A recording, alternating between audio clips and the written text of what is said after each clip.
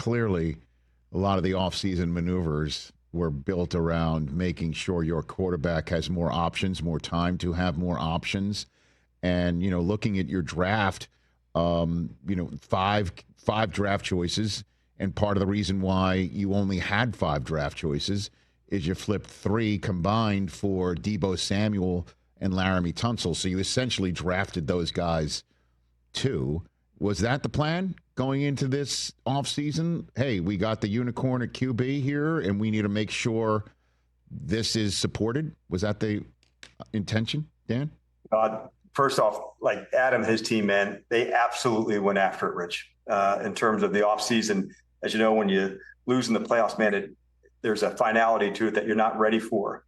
And so for Adam and the staff to attack free agency, whether by, signing some players that had come back, we had quite a few free agents. So that part.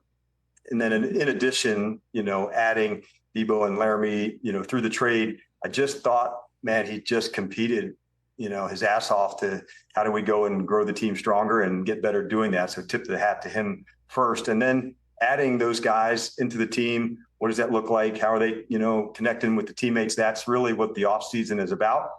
And we've been off to a good start of putting this whole crew together and absolutely going to battle for it and compete for it together, which is a lot of fun, man, to have everybody here. This is a very, very competitive crew. Well, I mean, I'm not to ask to see your playbook, but we're going to see Deebo in the backfield. You're going to run him? Just like, are we going to see the same Deebo Samuel in Washington as we've seen in San Francisco, Dan? I would say similar, but I wouldn't say the same. And that's kind of what's fun about it, like adding new people in, what things, to do. The nice part about when you do trade for somebody or in the draft as well, you find these unique things that a player has, and man, does he have them.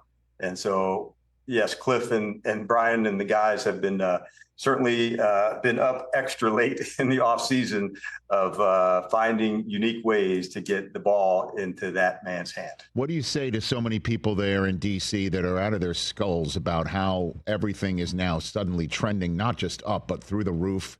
Stadium coming, back at the old RFK site, the draft is coming.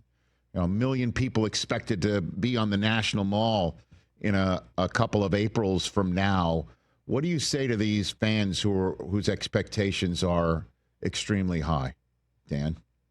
I can remember being at a dinner last year with Coach Gibbs and talking about how powerful and strong this city is, even from a football sense.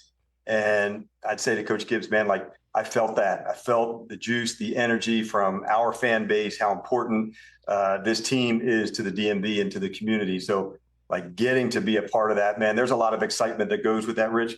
As far as the team, man, we're going to absolutely go after it as hard as we can and hopefully do things better in a lot of ways, coaches and players. And, but man, we're absolutely not backing down one bit, man. We're going to go for it as hard as we can. Catch the Rich Eisen Show live weekdays from 12 to 3 p.m. Eastern on Roku Sports Channel in the U.S.